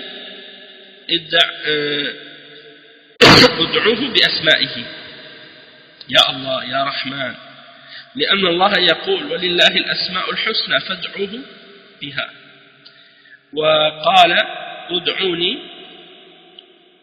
ما قال ادعوني بحبيبي، ادعوني بأسمائي وصفاتي. Ya Allah, Ya Rahman, Ya Rahim, Ya Rabbi, Ya Zal Jalali wal Ikram. وإن كان هو أحب حبيب ولكن يدعى بصفاته التي بينها سبحانه وتعالى. Donc quelqu'un pose la question, quel est le verdict de la personne qui dit dans son dua oh mon bien-aimé, et il veut dire Allah, ou bien qui dit oh toi facilitateur, celui qui facilite, ou toi oh toi guideur, hein? Qu'est-ce que c'est le verdict de quelqu'un qui dit ça dans son dua? Le cheikh dit il n'y a pas de problème, parce que Allah c'est celui qui est le plus aimé des bien-aimés, hein, c'est lui qu'on aime le plus, sauf que Allah subhanahu wa ta'ala, on doit l'invoquer par ses noms. Donc tu dis oh Allah, oh Rahman, Ya Rahman, hein, parce que Allah il dit dans le Coran, dans Surat Al-A'raf, le verset 180, c'est à Allah qu'appartiennent les plus beaux noms, alors invoquez-le par ceci. Invoquez-le par ceci. Il n'a pas dit invoquez-moi en m'appelant le bien-aimé. Il a dit invoquez-moi par mes noms, par mes attributs. Oh Allah, oh Ar-Rahman, le tout miséricordieux, oh très miséricordieux, oh mon Seigneur, oh toi, celui qui est plein de majesté et de noblesse. Hein? Mais ça c'est qu'est-ce qui est mentionné dans le Coran de faire. Mais même si Allah c'est le plus aimé des bien-aimés, mais c'est ce qu'on doit faire, c'est de l'invoquer par ses attributs et par ses noms qui sont mentionnés dans la révélation et qui la clarifient. Ensuite, une autre question. Ma hukmu man sa'ala billah li amrin wa lam yujib. ما حكم من سأل بالله ولم يفعل ما حكم من سأل بالله لأمر ولم يجب وما حكم من سئل بالله ولم يفعل الجواب النبي صلى الله عليه وسلم قال من سأل بالله فأعطوه إلا إذا كان ما له حق فيما يسأل ولو قال أسألك بالله ما يعطى ولكن إذا سأل شيء له فيه شبهة سأل من بيت المال أو سأل أن يعطى لأنه فقير يعطى ما تيسر من سأل بالله فأعطوه ولكن لا ينبغي أن يسأل بالله لا يشدد على الناس ولهذا قال الملك الذي جاء إلى الأبرص والأعمى والأقرع أسألك بالله الذي أعطاك كذا وكذا سأل بالله المقصود أنه إذا كان في شيء مهم وسأل بالله يعطى إذا كان الحق إذا كان لحق أما إذا لم يكن له حق ما يعطى ولو سأل بالله فلو قال أسألكم بالله أن تعطوني من الزكاة وليس من أهلها لم يعطى من الزكاة لأنه ليس من أهلها أو قال أسألكم بالله أن تعطوني أموالكم والذي عندكم كله ولا تجعلون لكم شيء ما يعطى. Donc le cheikh, on lui a posé la question, quel est le verdict au sujet de la personne à qui on demande quelque chose par Allah et que la personne ne lui répond pas, ou on lui demande de faire quelque chose par Allah et que la personne ne le fait pas. Le cheikh il répond, il dit que le prophète sallallahu alayhi wa sallam a dit celui qui est demandé, celui à qui on demande quelque chose par Allah, ou celui qui vous demande quelque chose par Allah, donnez-lui. Si quelqu'un vous demande quelque chose par Allah, donnez-lui la chose qu'il vous demande. Le cheikh il dit excepté si la personne n'a pas de droit dans ce qu'elle demande. Comme par exemple, si quelqu'un dit je te demande par Allah, on lui demande pas, il n'a pas de droit dans qu'est-ce qu'il demande, on lui donne pas. Mais s'il demande quelque chose dans lequel il y a une ambiguïté, comme par exemple il y a quelque chose il demande qu'on lui donne de la Bayt al-Mal, c'est-à-dire du trésor des musulmans, ou qu'on lui donne parce qu'il est pauvre, tu lui donnes ce que tu es capable. Hein? Donc celui qui demande par Allah, donnez-lui. Mais c'est pas bien que quelqu'un demande par Allah, parce que c'est comme si tu dois pas rendre les choses difficiles pour les gens. Et c'est pour ça que l'ange, lorsqu'il est venu voir l'aveugle et le chauve et celui qui avait la maladie de peau, hein, je ne sais pas si c'est la lèpre ou une autre maladie qu'il avait, les trois, lorsque l'ange est venu les voir, l'ange a demandé par Allah, je te demande par Allah de me donner de telle ou telle chose. Quand il est venu les voir, et il a demandé par Allah. Le cheikh dit qu'est-ce qu'on veut dire, le but de qu'est-ce qu'on a mentionné ça, c'est pour expliquer que si on demande par Allah, on doit demander pour quelque chose d'important. On ne demande pas par Allah pour n'importe quelle chose. On demande par Allah pour quelque chose qui a une importance. Et on va le donner à la personne qui nous demande si elle a un droit dans la chose en question. Mais si la personne n'a pas de droit dans cette chose-là, eh bien on va pas lui donner, même si elle demande par Allah. Comme par exemple, si quelqu'un dit, je vous demande de me donner de la zakat, je vous demande par Allah de me donner de la zakat, et que la personne en question qui demande, elle ne fait pas partie des gens qui méritent de recevoir la zakat. Alors dans ce cas-là, on ne va pas lui donner de la zakat, même si elle demande par Allah, parce qu'elle ne fait pas partie des gens qui ont le droit de recevoir de la zakat. Ou bien, quelqu'un dit par exemple, je vous demande par Allah de me donner tout votre argent que vous avez chez vous, et de ne rien garder pour vous, de tout me donner. Eh bien, on ne va pas lui donner. Le cheikh dit, on ne va pas lui donner dans ce cas-là. Hein? Une autre question ensuite. ما حكم الذي يقول لا إله إلا الله من الكفرة لأنه يخشى أن يضر في كسبه هل يضر أو لا؟ الجواب إذا كان لا يقر بالتوحيد وقال لا إله إلا الله يكف عنه حتى ينظر في أمره مثل ما أمر النبي صلى الله عليه وسلم أسامة. أما إذا كان يتكلم في التوحيد ولكن ما كف عن الشرك كلامه لا ينفع ولا بد أن يترك الشرك ويتوب منه. فعباد البدوي وعباد الحسين أو عباد علي أو عباد اللات أو عباد الكواكب أو عباد الأصنام إذا قالوها أي لا إله إلا الله ما يكف عنهم حتى يتوبوا من عملهم حتى يتوبوا من شركهم وكفرهم. وهكذا من سب الله أو سب الرسول صلى الله عليه وسلم وهو يقول لا إله إلا الله ما يكف عنه حتى يتوب من هذا. Donc le cheikh, on lui a posé la question, quel est le verdict au sujet de la personne qui dit la ilaha illallah parmi les kuffars parce qu'il a peur, hein, qu'on lui fasse du tort dans qu'est-ce qu'il a comme bien. Ou bien, yani, le cheikh dit, est-ce que ça lui fait du tort ou non? Et le cheikh il répond, il dit, si quelqu'un il ne croit pas au tawhid, il n'accepte pas le tawhid, et qu'il dit la ilaha illallah, on va s'abstenir de lui faire un tort jusqu'à ce qu'on regarde dans sa situation. Comme l'exemple de ce que le prophète Muhammad sallallahu alayhi wa sallam a ordonné à Oussama. Mais si la personne, une fois qu'elle a dit la parole du tawhid, elle ne cesse pas de faire le shirk, alors sa parole elle ne lui sera pas d'aucun profit, d'aucun bien, elle ne lui sera pas d'aucun bienfait.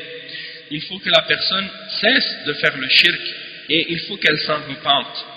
Donc les gens qui adorent Al-Badawi, qui adorent Al-Hussein, qui adorent Ali, qui adorent Al-Lat, ou bien qui adorent les astres, les étoiles, ou bien qui adorent les idoles, s'ils disent la ilaha illallah mais qu'ils ne cessent pas, donc on ne va pas s'abstenir d'eux, hein, on va s'abstenir d'eux tant qu'ils n'ont pas cessé de faire leurs actions de shirk jusqu'à ce qu'ils se soient repentis de leur shirk et de leur kufr. De même que la personne qui insulte Allah, ou qui insulte le messager, ou qui dit La ilaha illallah, c'est-à-dire la personne qui insulte Allah et qui insulte son messager, et elle dit en même temps La ilaha illallah, donc on ne va pas s'abstenir de cette personne jusqu'à ce qu'elle se soit repentie de ça. Le cheikh il dit ensuite, une autre question on lui a posée, ما الحكم إذا رأينا كافرا يفعل فعل الرجل الذي مع الصحابي وأراد أن ينجو فقال لا إله إلا الله والله أعلم بنيته. الجواب ما يقتل إذا قالها ولو لم يقلها قبل سابق حتى يثبت في أمره أو يثبت في أمره ولو كان يظن أو يظن أنه قالها تعوذا مثل ما أنكر النبي صلى الله عليه وسلم على أسامة لما قال أسامة للنبي صلى الله عليه وسلم إنه قالها تعوذا قال له أشققت عن قلبه إذا كان ما يقولها أصلا ثم قالها يمسك عنه حتى ينظر في أمره. Donc quelqu'un a posé la question au cheikh, quel est le verdict si on voit un kafir qui fait la même chose que ce que l'homme avait fait avec le compagnon et qu'il voulait seulement se protéger, se sauver lui-même. Il a dit la ilaha illallah, Allah connaît mieux son intention. Donc c'est quoi la réponse à ce sujet-là? Le cheikh il répond, il dit il ne peut pas être tué dans ce cas-là du moment qu'il l'a dit, même si il ne l'avait pas dit auparavant, on ne doit pas le tuer jusqu'à ce qu'on ait vérifié sa situation et qu'on ait vérifié son cas, même si on pense que la personne l'a dit juste pour se protéger. C'est exactement la même chose que le prophète sallallahu alayhi wa sallam avait condamné ou dénoncé lorsque Oussama avait tué l'homme en disant qu'il avait seulement dit la ilaha illallah pour se protéger. Donc le prophète sallallahu alayhi wa sallam a critiqué Oussama pour avoir fait ça et il lui a dit est-ce que tu avais ouvert son cœur pour vérifier s'il avait dit vraiment ou non? C'est-à-dire ashaqaqta an qalbi, est-ce que tu as ouvert son cœur pour voir? C'est une façon de parler pour dire tu ne peux pas savoir s'il est sincère ou non juste par rapport à sa parole. Donc du moment qu'il le dit, tu dois le laisser vivant, tu ne dois pas douter de son intention jusqu'à ce que par la suite tu vérifies sa situation et son cas. Et puis si tu vois par la suite que ça confirme sa croyance qu'il est réellement sur le tawhid, alhamdulillah, si ça confirme le contraire, qu'il n'est pas sur le tawhid, et bien par la suite il y aura d'autres étapes avec cette personne. Une autre question qui a été posée au cheikh, ما حكم من قال لصاحب الأمر بالمعروف والنهي عن المنكر أنت فضولي وهل هذا يكون كفرا؟ الجواب لا يكون كفرا ولكن يبين له أن هذا غلط وكلام ليس بالصحيح وأنه ليس بفضولي وأن هذا جهل ويبين له لأنه قد يعتقد أنه مصيب. Donc le cheikh, on lui a posé la question, quel est le verdict au sujet de la personne qui dit à celui qui ordonne le bien et qui interdit le mal, tu es une personne curieuse. Est-ce que ça c'est quelque chose qui est kufr? Et le cheikh il répond, il dit non, c'est pas kufr, mais il faut clarifier à la personne que c'est une erreur et que cette parole est incorrecte, et que la personne n'est pas curieuse et que ça c'est de l'ignorance. Et donc il faut lui expliquer ça parce qu'il se peut que la personne pense qu'elle a raison de dire ça. Mais la personne qui ordonne le bien et qui interdit le mal, quand elle le fait, c'est pas parce qu'elle est curieuse, c'est parce qu'elle veut le bien pour les gens. Donc le cheikh, on lui a posé une autre question. Ya cheikh, جملة من المعاصرين ذكروا أن الكافر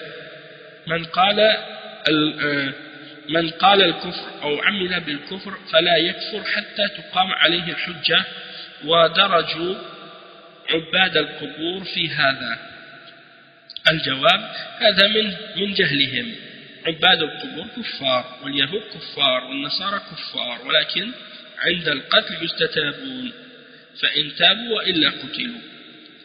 يا شيخ مسألة القيام الحجة، الجواب بلغهم القرآن، هذا بلاغ للناس، القرآن بلغهم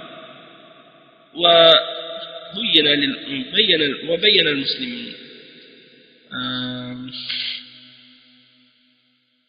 القرآن بلغهم وبين المسلمين، أي نعم، القرآن بلغهم وبين المسلمين. وأوحي إلي هذا القرآن لأنذركم به ومن بلغ، هذا بلاغ للناس. يا أيها الرسول بلغ، قد بلغ الرسول صلى الله عليه وسلم وجاء القرآن وهم بين أيدينا يسمعونه في الإذاعات ويسمعون في غيرها ولا يبالون ولا يلتفتون، وإذا جاء أحد ينذرهم ينهاهم آذوه، نسأل الله العافية. Donc le cheikh, on lui a posé la question, on lui a dit, parmi les contemporains, il y a des gens qui mentionnent que le kafir, c'est celui qui dit le kufr, ou qui fait le kufr, et que na'am. Et il dit que la personne ne devient pas mécréant jusqu'à ce qu'on ait établi sur elle la preuve. Et ils ont appliqué ça sur les adorateurs des tombeaux. Donc le cheikh il mentionne, il dit que ça c'est de leur ignorance. Il dit les adorateurs des tombeaux, les gens qui adorent les tombes, c'est des kuffars, et les juifs c'est des kuffars, et les chrétiens c'est des kuffars. Mais lorsque c'est vient le moment du combat ou de l'exécution, on leur demande de se repentir. Et s'ils se repentent, ils sont laissés, mais s'ils ils refusent de se repentir, dans ce cas-là, ils sont tués, ils sont exécutés. Et la personne pose la question ensuite au sujet de la question d'établir la preuve. Et c'est ça ce que je mentionnais au dernier cours par rapport à la question de l'établissement de la preuve.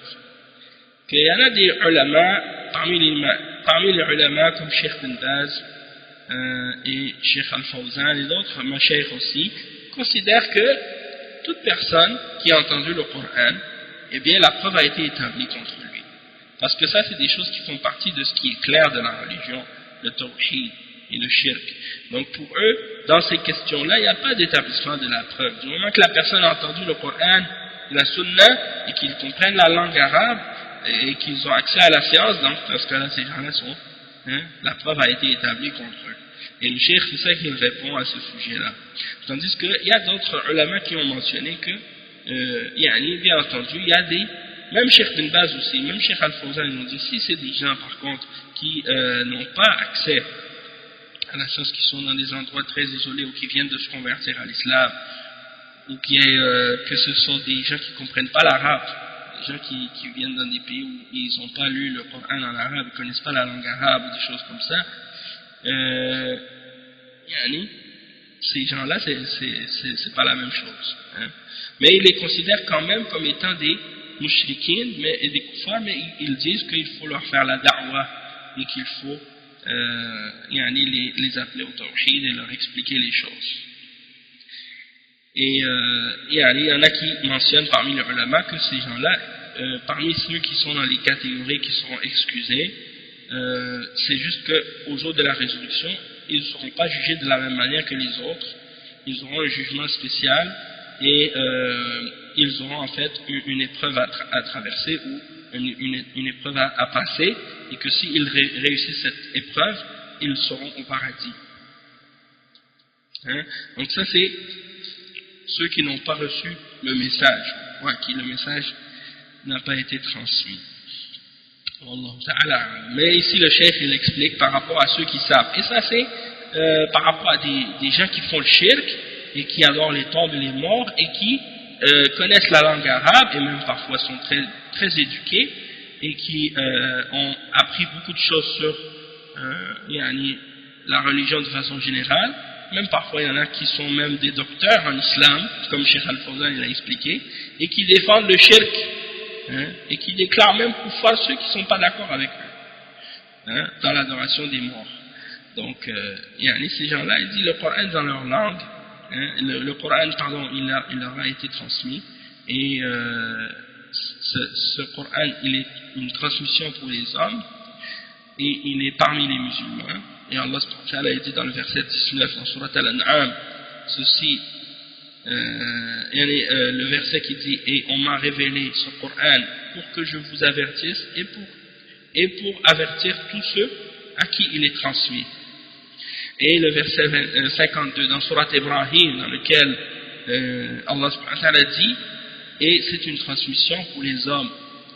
Et le verset 67 dans Surat Al-Ma'ida: ô toi le messager, transmets.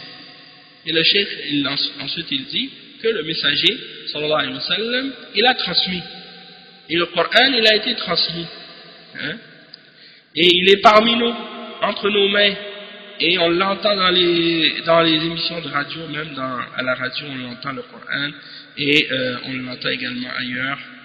Et les gens, ils entendent des versets qui parlent du tawhid et qui interdisent le shirk, et ils ne donnent pas d'importance à ça. Et si quelqu'un vient pour leur parler, pour leur dire que ce qu'ils font c'est du shirk, et pour leur interdire de le faire, ils lui font du mal. Ils lui disent des paroles, des insultes, ou même ils vont le frapper même, peut-être. Ensuite, quelqu'un pose la question à propos de... ensuite, une autre question a été posée. حديث الرجل الذي قال إذا مت فحرقوني. الجواب: هذا جهل من بعض السنن. هذا جهل بعض السنن من الأمور الخفية من كمال القدرة وجهلهم وجهلها فعذر، جهلها فعذر، حمله على ذلك خوف الله، وجهل تمام القدرة فقال لأهله ما قال. Donc on lui a posé la question au sujet du hadith dans lequel on mentionne que l'homme, lorsqu'il est mort, il avait demandé à ses enfants de le brûler et de répandre ses cendres. Donc le cheikh dit ça, c'est parce qu'il a ignoré, il ignore certains des éléments qui sont subtils, comme la perfection de la toute-puissance d'Allah. Donc à cause de son ignorance, il a été excusé, parce qu'il a fait ça par crainte d'Allah. Donc le fait d'ignorer la puissance totale d'Allah subhanahu wa ta'ala, la puissance complète d'Allah subhanahu wa ta'ala, donc la personne a ignoré ça, alors à cause de ça, elle a dit à sa famille, à ses enfants de le brûler, puis de répandre ses cendres. Il pensait que Allah n'allait pas pouvoir le ramener devant lui, parce qu'il avait honte de ses péchés. Donc, malgré que ça, c'est comme les ulama, ils mentionnent souvent ce hadith-là pour dire que si quelqu'un fait un acte de kufr par ignorance, qu'il est excusé. Donc s'il ignore des choses qui sont subtiles comme ça, il peut être excusé dans ces choses-là. Et ça, c'est le cas de cette personne. Un autre exemple, qu'on a posé la question au cheikh, sujoud ou mu'az للنبي صلى الله عليه وسلم. الجواب: هذا إن صح في صحته نظر، ولكن معاذ لو صح ظن أن هذا إذا جاز لكبار قادة المشركين هناك فالنبي صلى الله عليه وسلم أفضل، وهذا له شبهة في أول الإسلام، ولكن استقر الدين وعرف أن السجود لله. وإذا كان هذا أشكل على معاذ في أول الأمر ولكن بعده ما يشكل على أحد. Donc le cheikh, on lui a posé la question à propos de la prosternation de Mu'adh devant le prophète sallallahu alayhi wa sallam. Le cheikh il dit, ça il y a déjà à propos de son authenticité, il dit il faut vérifier l'authenticité de cette parole.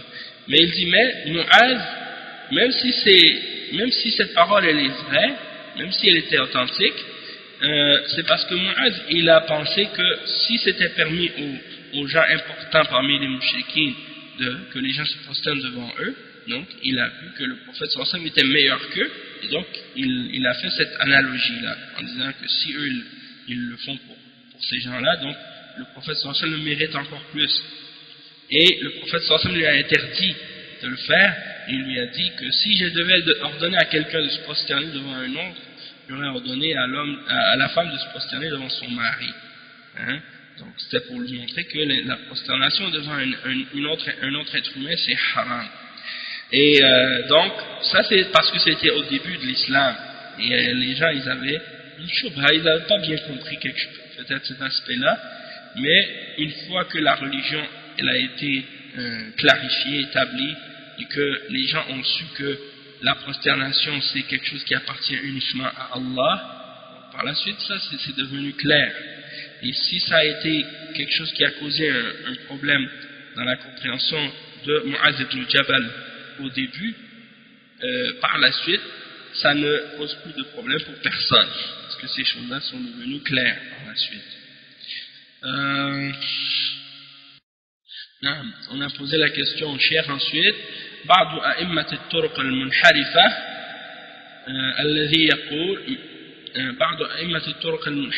الذي يقول وصلنا إلى مرتبة اليقين فلا تلزمنا العبادات. الجواب هذا يكفر عند أهل العلم بإجماع أهل العلم. من قال تسقط عني العبادات كفر بإجماع أهل العلم إلا إذا كان جن أصابه جنون. Donc on a posé la question au cheikh à propos de certains imams des turuq déviés, comme les soufis par exemple. Ils disent qu'ils sont arrivés à un degré de certitude et qu'à ce moment-là les adorations obligatoires ne sont plus obligatoires pour eux. Le cheikh il répond en disant que ça c'est kufr selon tous les hommes de science, selon le consensus des hommes de science. Ça, cette personne qui dit ça, elle a mécru. Le cheikh il dit, celui qui dit toutes les adorations ne sont plus obligatoires pour moi, il a mécru, il a rejeté la foi, selon le consensus des hommes de science. Excepté s'il a dit ça à un moment de folie, quand il est devenu fou. Donc, on sait que la personne, une fois qu'elle est folle, elle est excusée. Et c'est souvent ça qui arrive à ces soufis-là, quand ils sont pris par des moments de folie, ils perdent la tête, et ils disent des paroles de kufr. Donc, Allah musta'an. Donc, on va s'arrêter ici pour aujourd'hui. Subhanakallahumma wa bihamdik, ashhadu an la ilaha illa ant, astaghfiruka wa atubu ilayk. Barakallahu fikum wa jazakumullahu khairan. Wassalamu alaykum wa rahmatullahi wa barakatuh. Et à la semaine prochaine, Inch'Allah.